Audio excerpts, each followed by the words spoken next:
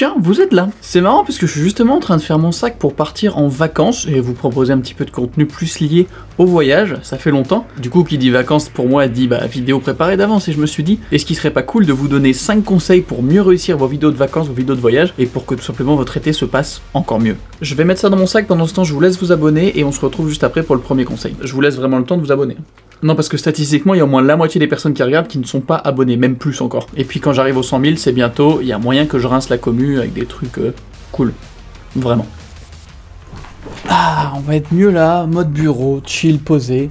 C'est parti. Je tiens donc à aborder 5 conseils que je peux vous donner pour vos vidéos de vacances ou de vidéos de voyage, puisque c'est un peu la même chose. Ne vous attendez pas à des conseils techniques, parce que ça, il y a déjà des milliers de vidéos, et au final, c'est pas le plus important pour moi, c'est plutôt des conseils un peu plus psychologiques, on va dire. Des éléments auxquels vous n'auriez peut-être pas pensé, des façons de s'organiser, plein de petites choses qui, j'en suis persuadé, vont vous aider à mentalement mieux réussir votre future vidéo de vacances, voyage, ou même pour d'autres projets, ça s'applique potentiellement aussi. La première chose, moins, c'est mieux. Ne vous chargez pas de matos inutile que vous allez utiliser une fois pendant le voyage. Je pars du principe bien sûr que vous n'êtes pas sur un voyage pro organisé par une office de tourisme, hein, attention. Ça sert à rien vraiment de vous charger de matos, d'avoir tout votre équipement pour n'en utiliser que 12%. Vous prenez votre boîtier, 1 ou 2 objectifs, pas plus, choisissez bien. Un trépied éventuellement, mais honnêtement...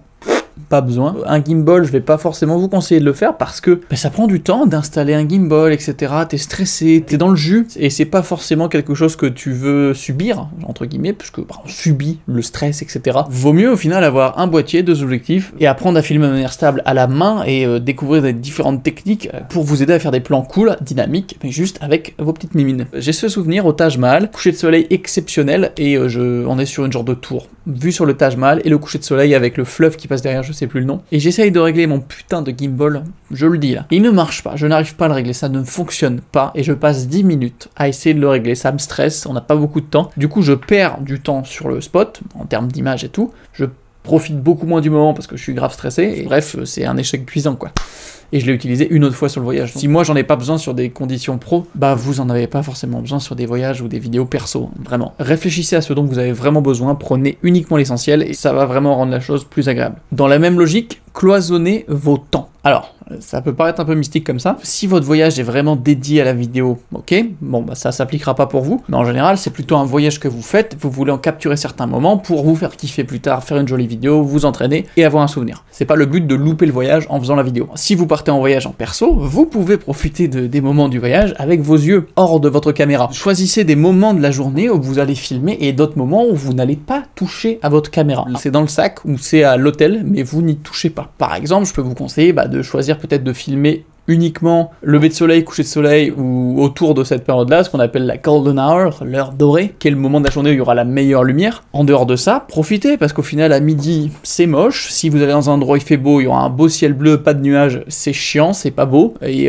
du coup, juste vivez le moment, profitez et arrêtez d'être obnubilé par votre caméra et faire des plans, je peux comprendre, mais juste profitez de ce voyage et de ces moments, parce que une fois que vous allez rentrer, si vous n'avez pas les images avec vos yeux, vous avez juste les images avec la caméra, c'est dommage, c'est un problème que j'ai souvent et c'est chiant. Et dans la même idée, choisissez avec qui vous partez. Les voyages en famille et tout, c'est cool, mais souvent c'est pas très pratique pour en faire une vidéo, parce que Tata Micheline, elle est pas très à l'aise devant la caméra, et si à chaque fois que vous filmez vers elle, elle fait coucou, votre vidéo elle ressemblera à rien et ce sera ridicule. Donc, partez peut-être avec des gens que vous connaissez moins, mais qui partagent la même passion. Par exemple, l'année dernière, je suis parti au Canada, il s'avère que c'est des très bons potes à moi, mais on était tous un peu passionnés par la photo ou la vidéo, donc on allait là-bas aussi pour profiter et vraiment se faire kiffer avec nos caméras, nos appareils photo pour faire de belles images. Troisième conseil, on parle souvent de storytelling, oh là là, le grand mot, attention, le storytelling c'est la vie, et pour moi ça c'est du bullshit, et c'est du marketing pur et dur, ça a été créé pour le marketing, ça veut pas dire grand chose. Dans une vidéo de voyage, ce qui peut être cool, c'est pas obligatoire, mais ça rendra quand même mieux,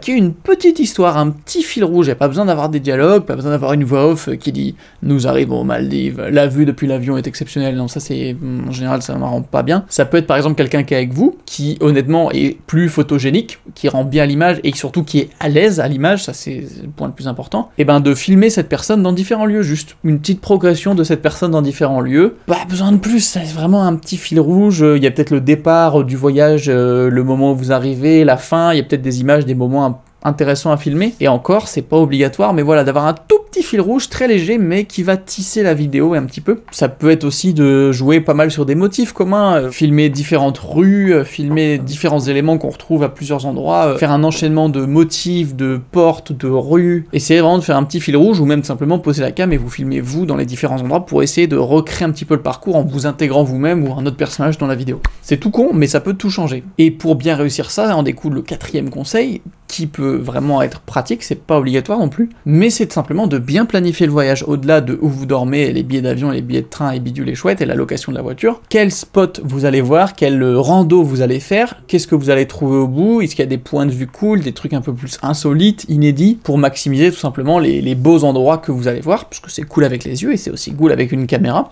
Déjà, un truc que j'avais pas prévu de dire, mais juste, laissez-vous de l'espace et de la liberté, genre mettez 1-2 endroits par demi-journée, voire un endroit par demi-journée, et le reste c'est du vagabondage. C'est en vous perdant que vous allez des fois trouver les meilleurs endroits, les meilleures rencontres, c'est vraiment important. Laissez-vous du temps pour vous perdre, tout simplement. Mais si vous tenez à planifier, vous pouvez faire des recherches Google, vous pouvez faire des recherches Instagram, notamment avec les différents hashtags des différents lieux où vous voulez aller, hashtag du pays, cherchez un petit peu sur le feed d'Explorer et regardez un petit peu ce qu'on peut voir, vous allez peut-être trouver des spots, et en faisant une micro-recherche de 1 minute, trouvez où c'est. Regardez, je sais pas, des trucs comme le Atlas Obscura pour les endroits insolites, mine de rien, tous les TripAdvisor et compagnie, même si ça va être souvent des trucs touristiques, il y a peut-être des endroits qui sont vraiment sympas et qui sont répertoriés dessus. Faites une petite recherche, ou ne la faites pas, parce qu'en fait, vous pouvez aussi simplement choisir de faire un truc très minime, de vraiment juste vous dire ah ça il paraît que c'est sympa, j'y vais, sans rien regarder, comme ça vous découvrez complètement sur le moment le lieu, vous ne vous spoilez pas entre guillemets en amont en faisant les recherches, etc. C'est quand même vraiment plus sympa quand vous arrivez à un endroit et vous ne le connaissiez pas et vous faites ah ouais, waouh,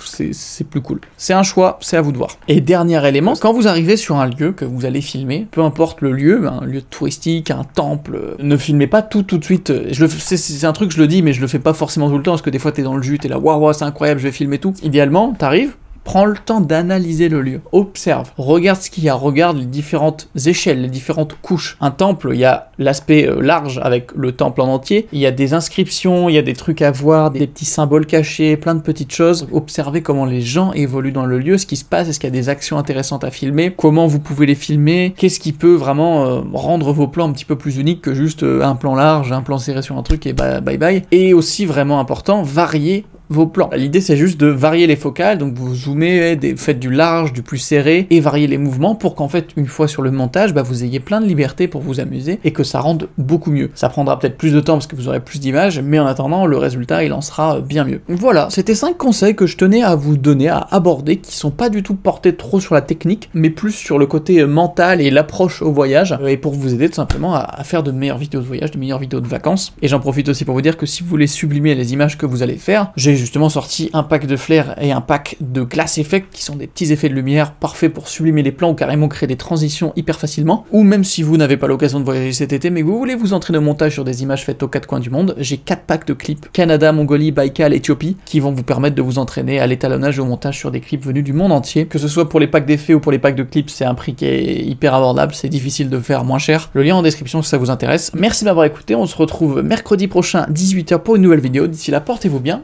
Ciao tout le monde.